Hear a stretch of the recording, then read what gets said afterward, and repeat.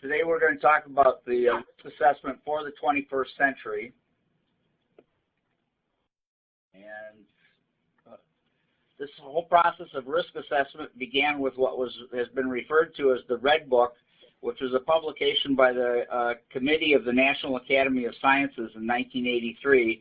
And this is really where the entire risk assessment paradigm beginning with hazard identification, dose response analysis, exposure analysis, and ultimately risk assessment. This has been greatly modified over the years as the science and the technology have matured and gained momentum over the past 30 years.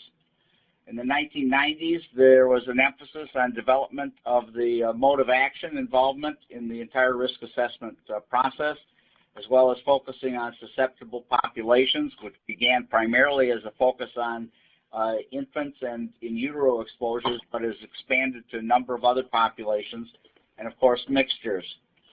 It's been in the last 5 or 6 years that the entire issue of how to do toxicology testing for the 21st century has begun to take almost a revolutionary instead of evolutionary step. This began with the publication in 2007 of a National Academy publication titled Tox 21, which laid out a very ambitious scenario and vision for how toxicology might be performed in the future, focusing on science, molecular biology, and in vitro types of analyses. There was also a publication in 2009 called Science and Decisions, also known as the Gray Book, which has generated a great deal of controversy, mainly because of some of the statements that were made in this document, particularly regarding linear extrapolation to zero exposures. But the main emphasis on this all has been the evolution toward involvement of more and more science.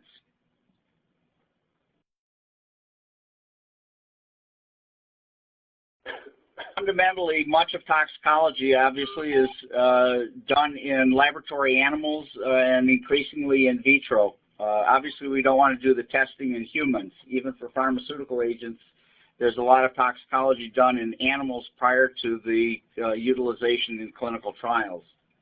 Anytime we do studies in model systems, we're making two fundamental assumptions. One is that the toxic effect at the experimental dose will also occur at the human exposure dose. This is the dose extrapolation, which is pretty much taken for granted but needs to be addressed.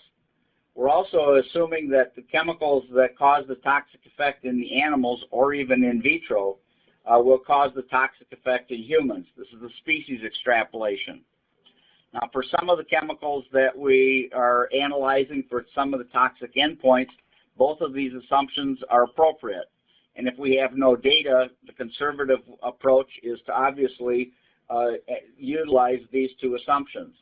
However, as we gain knowledge about the effects of specific chemicals, their dose response, and other aspects, we have to really address both of these assumptions to make sure that they are appropriate, and if they're not, what modifications have to be made. Now, before we had data, a number of agencies around the world utilized mathematical extrapolations. This is true for virtually every toxic endpoint. For non-cancer endpoints, this frequently involved a margin of exposure or margin of safety approach, usually applying safety factors of 10 for interspecies extrapolation and 10 for intraspecies extrapolation, and more recently, in addition, for another 10-fold for susceptible populations.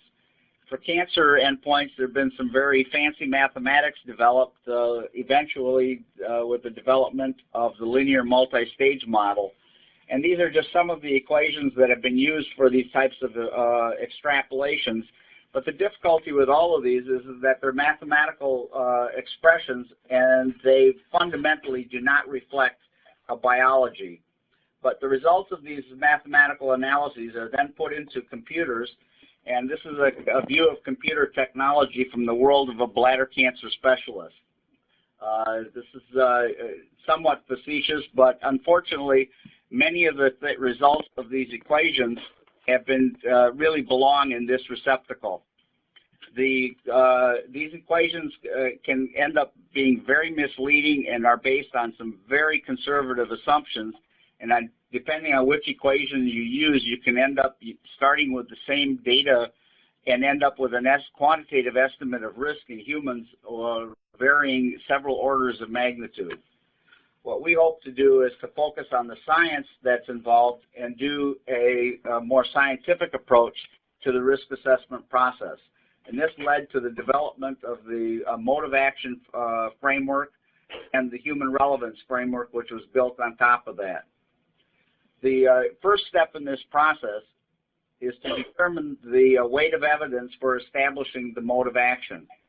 And there's been a great deal of discussion about how much evidence do you need and how much is enough. And unfortunately, I can't give you an answer other than you have to rely on the science and on scientific judgment.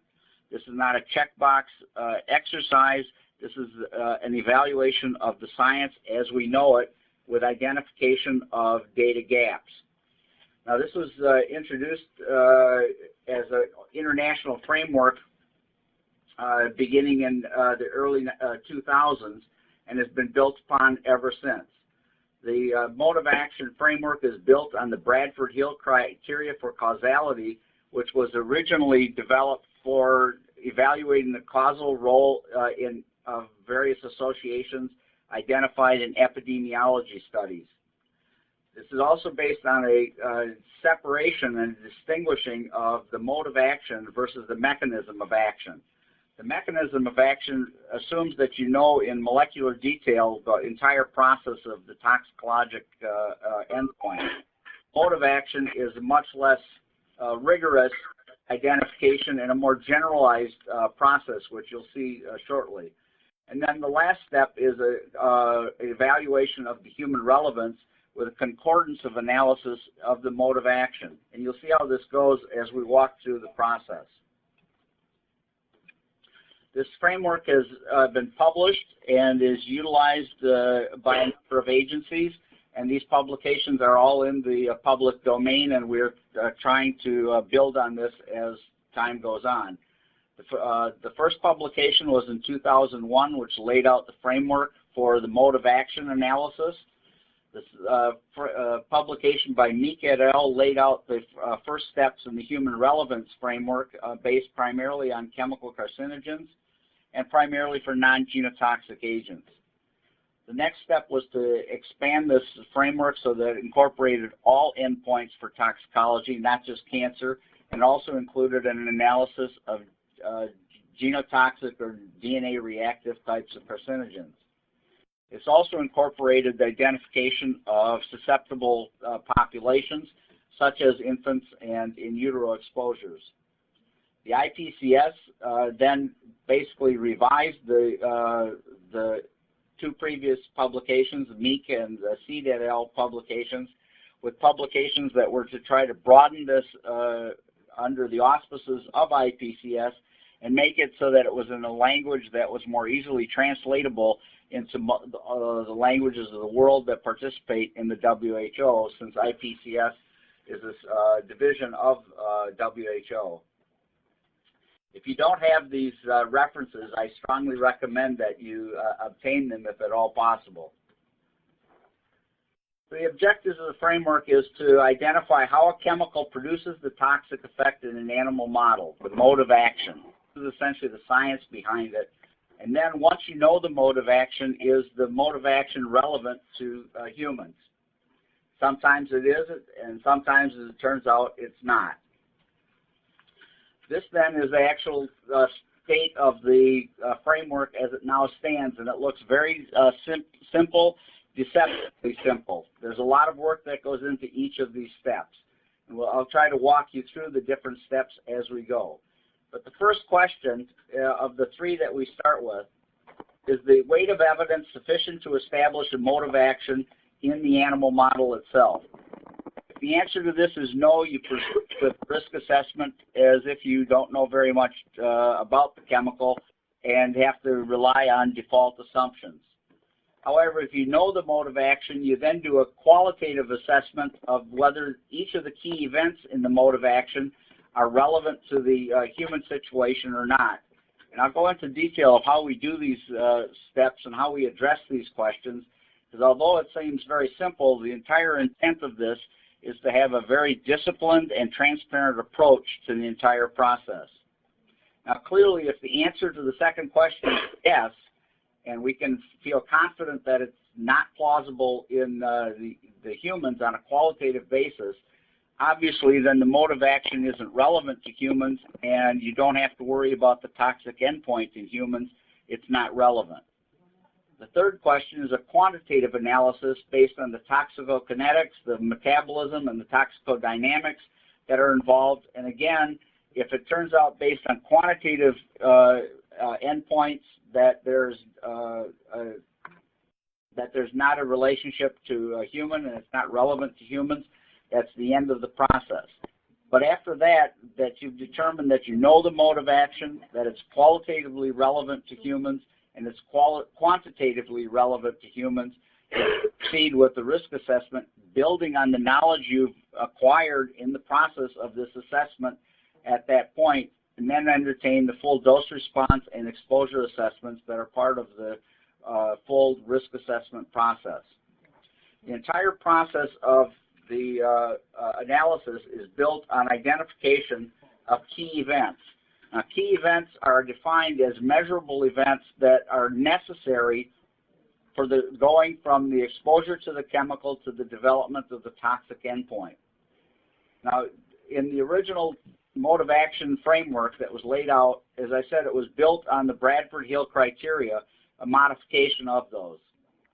And essentially what you start by is postulating what the mode of action is. What's your hypothesized mode of action? And then describe the sequence of key events. Again, they have to be measurable. What kind of data do you have that demonstrates that these key events actually do occur, and that they occur in the sequence that you're stating, and that the dose response for each of the key events is either similar or at least parallel to the dose response for the ultimate toxicity. Another part of the evaluation is a consideration of other possible modes of action. And I've listed this actually twice, once under this first bullet and then later down as a separate bullet as alternative modes of action. It is incumbent on you as you're going through this process that you not just go through the hypothesized mode of action and say, well, isn't that nice, that's the way it works, but to actually rigorously go through alternative modes of action that might be possible for a given chemical to cause a certain toxic endpoint. With all of these, you want to then make sure the temporal association is appropriate, that they occur in the sequence that you state that they occur. Obviously, the last endpoint can't come before the first step in the process. And then how much evidence do you really have for each of these key events and their dose response? What's the strength of this? How consistent are the findings? Do you have findings from more than one laboratory to substantiate the relationships? And then most importantly is how biologically plausible is this? For example, if in your model it comes down to that one part of your hypothesis is that the liver cell in the development of a tumor has to divide 10 times per day, since that's not biologically plausible, it's time to go back to the starting point. Whatever the steps are in the process, they have to be able to occur biologically. This isn't just a daydream process. And the data has to be coherent for this entire process. Many times there'll be internal checks in the process that you can identify that help you give and build confidence. You then go through, like I said, the different alternative modes of action. And another thing that is important in this process is that you take each toxic endpoint in each target organ individually and walk through this process for each one of them. Even though it may end up being that multiple toxic endpoints in multiple organs may end up with the exact same mode of action, it's important to identify them and walk through this process for each one of them so that you can identify what are the factors that might modify them in a given tissue in a given population. Once you've gone through this process, what are the uncertainties, what are the inconsistencies that have been identified, and most importantly, what data is missing that is necessary for this evaluation. Now, one of the things that becomes very obvious if you do this process rigorously, and why this process is not only attractive for risk assessment, but also is useful for academic basic research, is that you very quickly identify where the data gaps are in your hypothesis, and you can design experiments to evaluate those specific points rather than just doing experiments kind of helter-skelter and trying to come up with some kind of overall conclusion. This helps focus your research and focus it on the mode of action and on human relevance. Once you have the mode of action identified and you feel confident that you do know it, you then go on to the process of assuming human relevance. Now, I just want to kind of walk through a scenario that I've put forward on the mode of action for hepatocellular carcinogens, because this is a way you can analyze not only for a specific mode of action, but identify what kinds of studies need to be done to exclude or include alternative modes of action. I've listed here the modes of action that have been identified for hepatocellular carcinogenesis, including DNA reactivity or increased cell proliferation. The cell proliferation can be increased either by receptor-mediated processes or non-receptor-mediated processes. Each of these are readily identifiable with relatively simple and quick types of assays. If you walk through that, then if you end up with a screen, which I won't go into here, that identifies the potential for any hepatocarcinogen, actually liver weight being one of the most readily screenable items in a 13-week assay, one can then do this so-called mechanistic screen to identify the modes of action that might or might not be involved for your given chemical. And you can see each of these is quite easily performed and can be accomplished in a very short period of time, and very quickly will identify the types of modes of action that might be relevant for your given chemical, either for toxicity or carcinogenicity. Genomics in particular can be very helpful in this, and I won't have time to go into any of the examples at this time. Now, once you've identified the mode of action, you then deal with the human relevance. And the first assessment is qualitative. Now, many times, especially if you're dealing with chemicals outside the pharmaceutical industry, you do not have chemical-specific data in the human organism itself. But you can have a great deal of data that pertains to humans that helps you interpret whether something can happen in the human organism. For example, you can utilize in vitro assays, so-called humanized mouse models that have been developed, especially for metabolism, and also taking into account basic physiologic and genetic processes that go on in the target tissue. And I'll walk through this in a bit that we can actually evaluate. Occasionally, you can actually find data in humans that identifies specific phenomena that you're evaluating.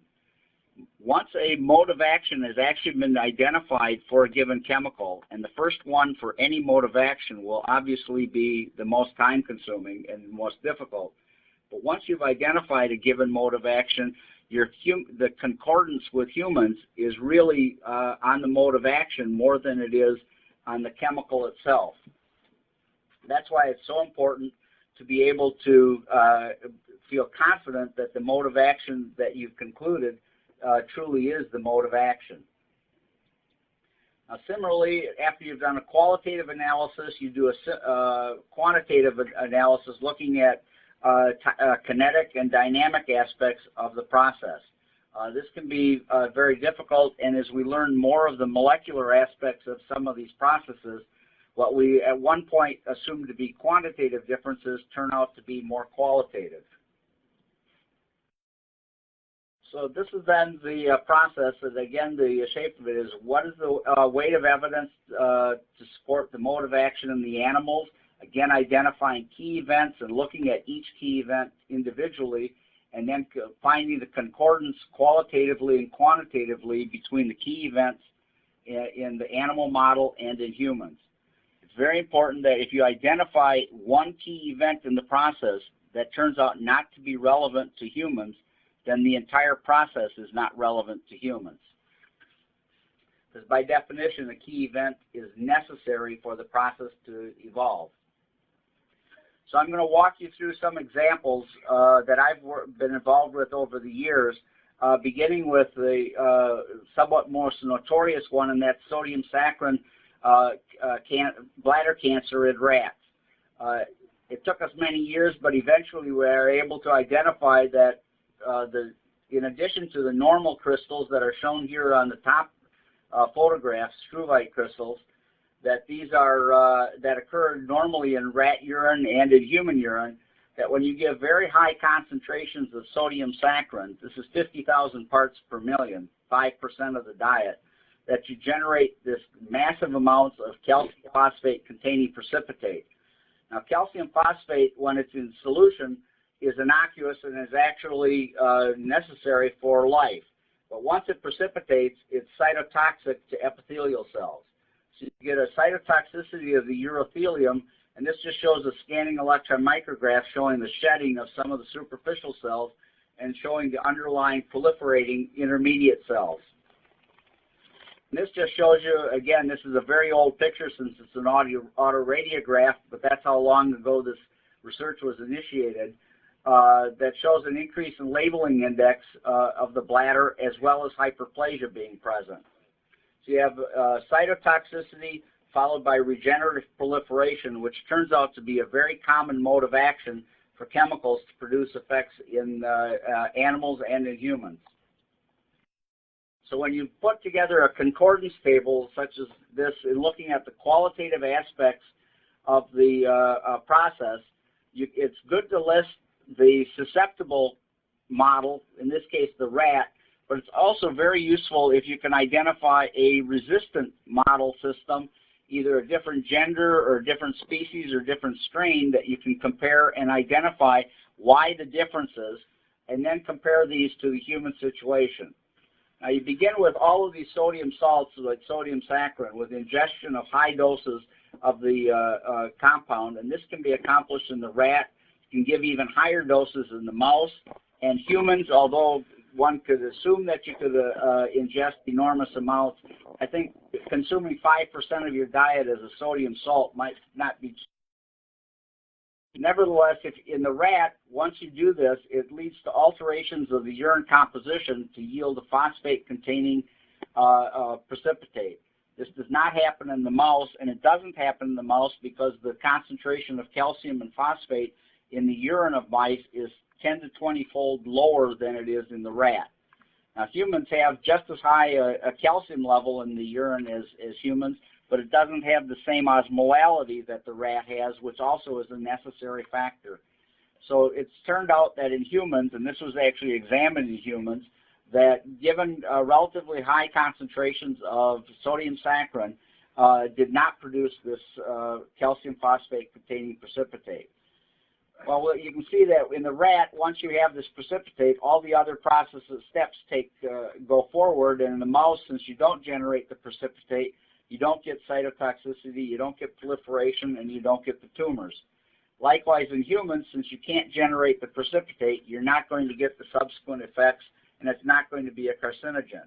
Now, this leads to one of the conclusions that sodium saccharin is the answer to the key events and mode of action being plausible is no. Now, when you're looking at this table or this figure, you have to read the question as it's phrased, because if it's phrased the way EPA phrases it, like it's listed here, then this answer to the second question being no takes you off to the left and not relevant.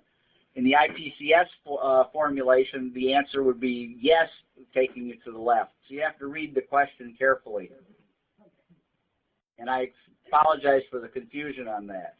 Now, it turns out that it's good that sodium saccharin was not carcinogenic for humans, because all of these sodium salts of each of the substances listed here produce exactly the same effect in rats and don't produce the effect in mice or humans. And as you can see, some of these substances are very important to our survival, like vitamin C, ascorbate, monosodium glutamate, bicarbonate, chloride, and phosphate. Based on this mechanistic understanding, the IARC downclassified saccharin to a class 3, and the National Toxicology Program in the United States in 2000 took it off its list of carcinogens. It's through this kind of a very disciplined and transparent evaluation of the mode of action in the animal models and in humans that one can come to these kinds of very important conclusions. Now, a similar example is the PPAR gamma or gamma alpha agonists that have been evaluated, and these operate very similarly to saccharin, but the step between leading to the calcium-containing crystals and calculi has been identified as inhibition of citrate synthesis in the liver, and this can occur out between rats and humans. You can get the hypocitratemia and a hypocitraturia in rats and humans. And citrate is the major calcium-binding substance in urine that keeps calcium in solution. Now, it turns out that when you give miraglitazar or any of these agonists to humans, they do not develop calcium-containing crystals or calculi, where it does happen in rats, and you get the subsequent toxicity, proliferation, and tumors. Humans don't get this, and this was actually verified in clinical trials in several thousand patients. Now, another part that I wanted to just emphasize with miraglitazar is how to utilize alternatives to the modes of action. For miraglitazar, the possibilities are genotoxicity, and clearly this compound is not genotoxic in any of the standard bioassays. You can also get a direct urothelial effect of binding of miraglitazar to the PPAR gamma receptor.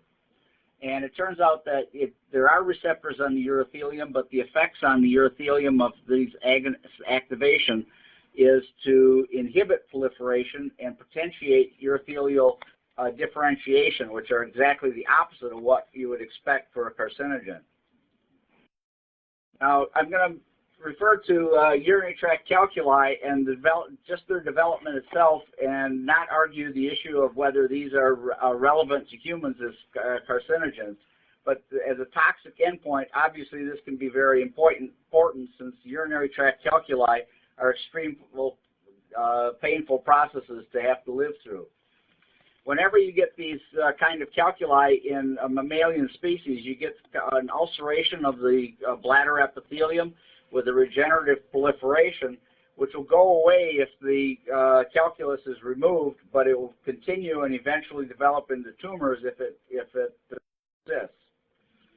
Now, with melamine, which is a substance that's widely present in the environment as both an industrial chemical as well as a pesticide, as you can see, here's a listing of the concordance between the rat and the human. And as you can see, all of these steps are possible in the human. Now, on taking this forward, then, one doesn't then say, well, automatically, yes, this is a risk to humans. One has to then put into perspective the dose response and exposure analysis that goes into an overall risk assessment. But certainly the mode of action for developing the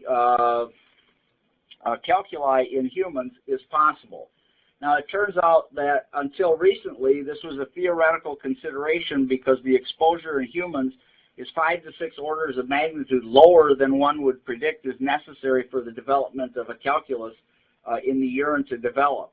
Unfortunately, the reality of this hypothesis came to happen in a contamination that occurred in China with baby formula that led to the formation of melamine calculi, and all the consequences of toxicity happened. So you did get urothelial ulceration, got regenerative proliferation. Now, since eventually you're going to get rid of those calculi in humans, the tumors aren't going to occur. So for melamine, going through the sequence of events leads to the conclusion that melamine's mode of action in the rat, at least for development of calculi, is certainly relevant to the human situation. So these are just some examples of how to apply the framework, and I'd just like to give you a summary of how it's already begun to be used since its publication and how it's continuing to evolve. The work with this framework has involved literally hundreds of scientists from around the world. And the scientists come from academia, industry, and government. The standard ILSI and HESI approach to solving any kind of an issue. There have been a large number of peer reviewers of the manuscripts that have been developed, and there have been a large number of case studies that have actually been published. There are now close to 50 that have been published, and there are many more that are in the files of regulatory agencies that have required this as the way to present the data. The important part is that it's a very useful way of presenting data to an agency because it organizes it. It's very rigorous, and it's very transparent and easily decipherable in the evaluation. Now, it's already been incorporated into the U.S. EPA, Health Canada, United Kingdom, and more recently in Australia for use in regulatory agencies for risk assessment processes. It's also been incorporated into international groups including EFSA, the European Community, the JMPR, OECD, and UNECE over the years as part of their overall risk assessment approach. And academically, this has proven to be a highly worthwhile endeavor as well, since one of the publications on one of the examples of applying this framework to a case study was selected as the best paper for toxicological sciences in 2006.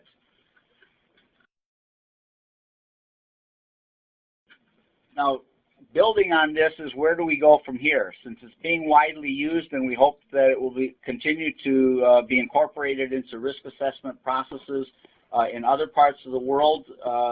It's being considered in a number of countries and regions at the present time. We need to continue building on it, since this is obviously not the solution to everything in risk assessment. As part of this process, HESI began an effort that has now been referred to as Risk 21, and this began nearly 2 years ago as a brainstorming exercise that was held in the HESI offices in Washington, D.C., and brought together scientists from industry, from academia, from government, other stakeholders as well, together to really try to lay out what is the path forward.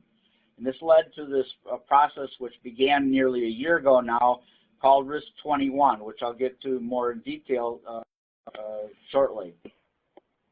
This group is hoping to develop a really more advanced approach that incorporates some of the high throughput processes that are being developed, as well as the in vitro efforts that are targeted in the Tox 21 vision.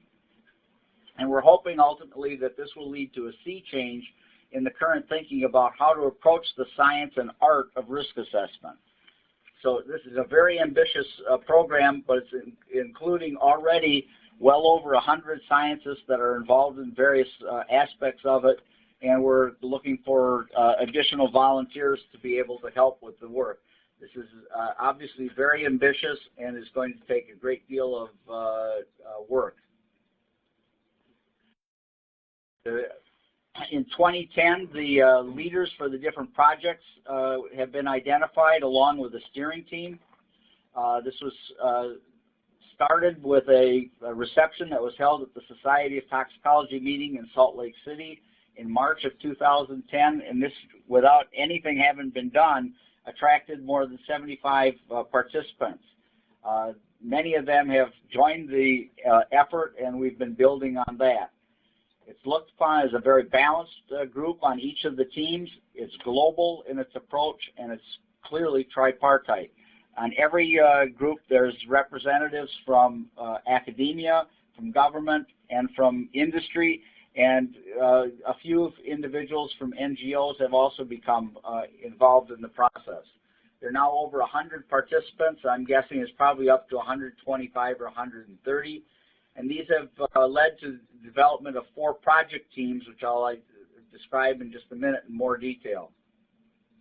Each of these teams have begun their work. They've identified their missions and begun actually trying to develop the overall approach to this that we hope will evolve as Risk 21. This identifies then the 4 groups. The overall chairs of the project are Alan Bubis from the Imperial College of London and Tim Pasteur from Syngenta in North Carolina. The overall mission is to bring applicable, accurate, and resource-appropriate approaches to the evolving world of human health risk assessment. There's 4 teams. One is organized to focus on cumulative risk. Another is on the innovative extrapolation processes, the overall risk assessment process and paradigm that we hope to go forward with, dose response, and exposure. As you can see, I'm involved with the dose response project, and we have several sub-teams doing various aspects of this project at this time.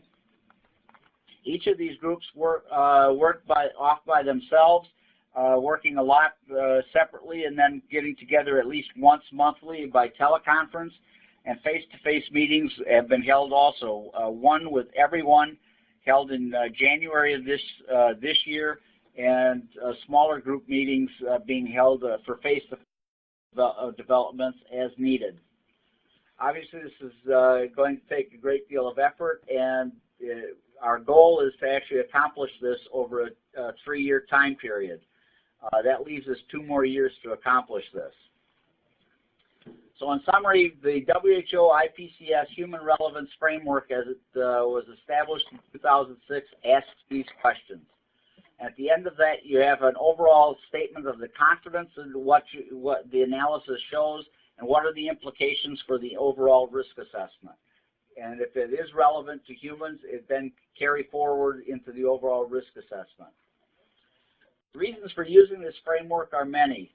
One is to provide a generic approach to the data analysis, and very importantly, to encourage transparency in how you go through the different steps, rather than saying, well, I have a mode of action in the animals, and I don't think it's relevant to humans, so therefore it's not relevant to humans, but to actually go through a very rigorous process of comparing the key events in the model system with the human. Provide guidance for data presentation rather than just an onslaught of data that's presented to an agency. This gives you a very nice summary. But importantly, it also identifies critical data deficiencies and needs, and also identifies whether these are data gaps are essential to define the mode of action or to define the human relevance, or if there are pieces of information that would be useful to have but are not essential. This is also targeted to develop a global harmonization with a strong focus on the science. And I can't emphasize that enough. So with that, there's going to be a presentation of the Risk 21 project at this year's Japan SOT. There's a poster being presented by Ayako Takei, who's on the teleconference now. And you can address any questions to her if you would like. And with that, you can also get a lot more information regarding all the efforts on the mode of action and human relevance framework, as well as Risk 21 from Michelle Embry, who's one of the coordinators in the HESI office for this, Ayako Takei, who's the lead for this in Japan, and myself, who's been deeply involved in this process for almost 15 years now. So with that, I'll end it and open it to questions. Thank you. Thank you, Sam. Be happy to take questions for 15 minutes or so if you want to hit the raise hand button on the top left of your screen, or if someone wants to start.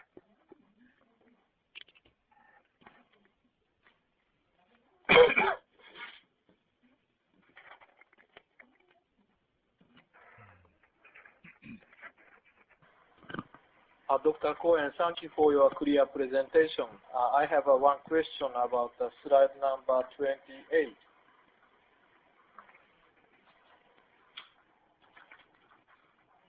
Okay, is that the one?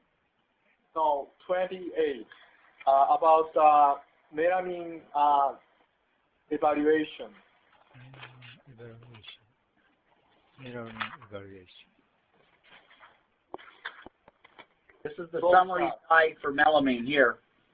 Yeah, next slide, please. Okay. This one. Yes. Okay.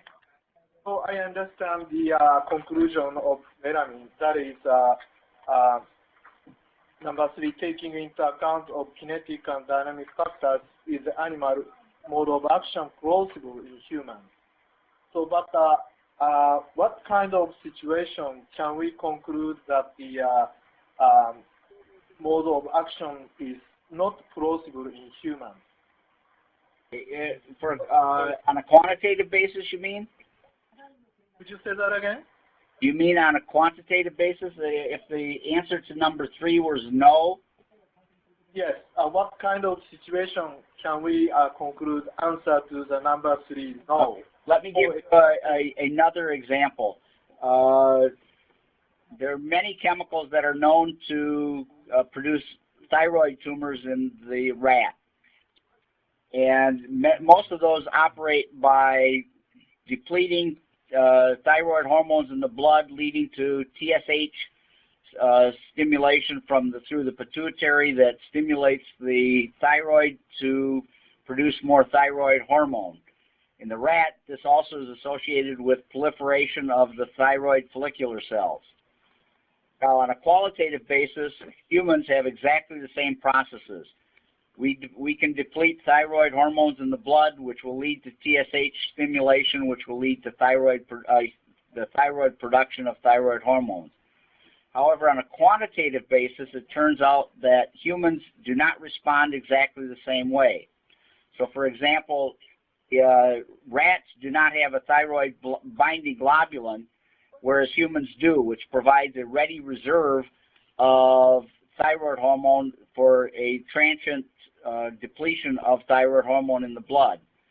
Similarly, we have a large amount of colloid in the thyroid, whereas the rat has very little.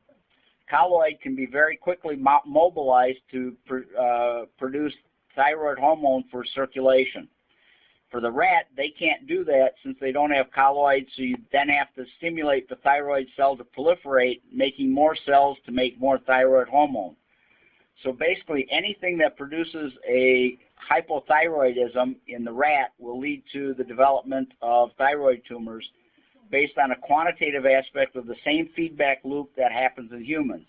In humans, this does not occur. We do not get tumors. There's many epidemiology studies looking at various types of hypothyroidism occurring under various circumstances that do not lead to an increased incidence of thyroid tumors. So there we actually have the epidemiology to support the overall conclusion.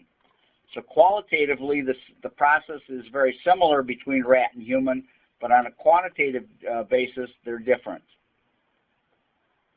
Okay, thank you very much. So I don't have an example for the bladder, unfortunately.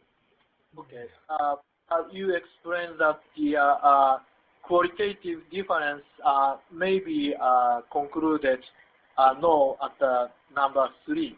Yes. Right? For quantitative, so, yes.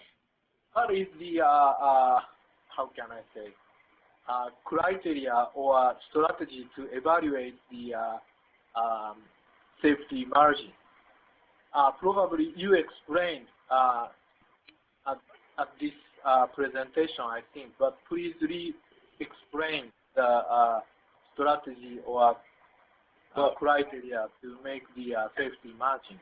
Okay, for question 3, the assumption is if you could be exposed to any amount of the substance, that even with exposure to any amount of the substance, you still would not get the same response in the human that you do in the rat.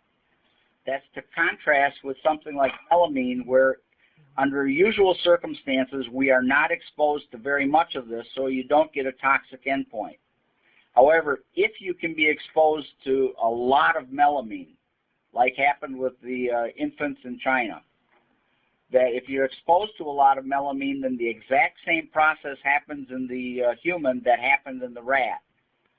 So even though that's then taking into account the characterization of the hazard that you're looking at in these three questions, the conclusion for melamine is that it is a mechanism that's relevant to humans, but what you've learned in the process of this analysis is that it's a mechanism that's relevant to humans only with extremely high exposures.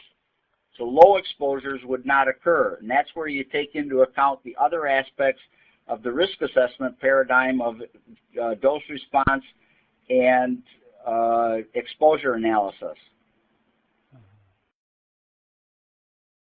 I think it's very hard to kind of visualize the difference between these two, and that's why I would encourage you to read the documents that have been published concerning this. Particularly for this particular question, I would refer you to the Meek et al. Paper in 2003 that spends a great deal of time elaborating this particular issue and providing examples.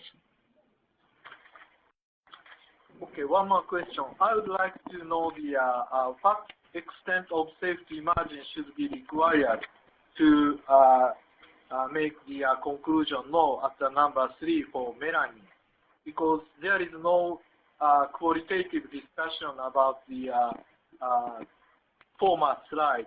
That is only explained yes and possible, and I think number 3 should be take into account of the some of the qualitative discussion. As you can see on this slide, each of these steps, and don't look at the urothelial tumors, we won't worry about that one on this, but just the issue of calculi and toxicity from calculi. The same processes can happen in the rat and the human, and for both rats and humans, whether it happens or not is dependent on whether you consume enough of the chemical or not. So when you go to this step here, the answer to question 2 is certainly qualitatively they're the same processes. Quantitatively, it turns out they're the same processes also in humans and in rats. And based on the kinetics of melamine in the human, one can actually calculate what you would anticipate being the amount you have to ingest to generate stones in the human by consuming melamine. And that's approximately how much was needed when it turned out we had this episode of contamination with it. So the answer to number 3 is that it is relevant quantitatively to humans. It just takes an enormous amount. Now, like I said, under normal circumstances, like you and I, the margin of exposure that you have between the amount you're exposed and the amount needed to generate calculi is about 100,000. Now, to be on the safe side, we generally use for non-cancer endpoints a margin of 100. So you have an enormous margin of safety here compared to that. But the key is that for melamine, the steps that are involved can happen in humans, both qualitatively and quantitatively. It just, to get to the actual event, requires an enormous amount of the substance. Okay, thank you very much.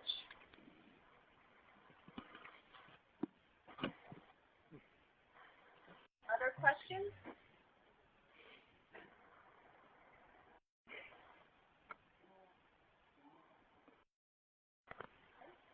This is Keiichiro Sato from Takeda. May I ask one question? Please. Okay.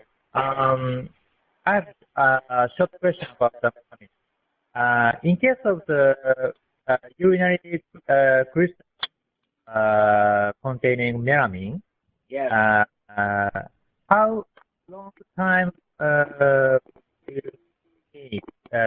be required to form a tumor in humans? The data that has been been published, at least so far, based on these infants, showed that it can happen in less than 24 hours. That you can actually form a calculus in a very, very brief time when you're exposed to an enormous amount. Now you have to keep in mind that in this situation in the infants, the only oral ingestion of food that they were taking was the infant formula. So this comprised their entire diet, and in many instances their entire liquid consumption as well. And the amount that was consumed was enormous. Mm-hmm. Okay, so it very quickly will precipitate out in the urine. Oh, I see. So once crystalline is formed, how many years does it take to lead to tumor formation? Well, in humans, that's a very difficult question to answer because we're not sure that you get tumors with calculi. Uh-huh. Under most circumstances, calculi will produce obstruction in the human, and the calculus will have to be removed. The patients are in too much agony to be able to retain it.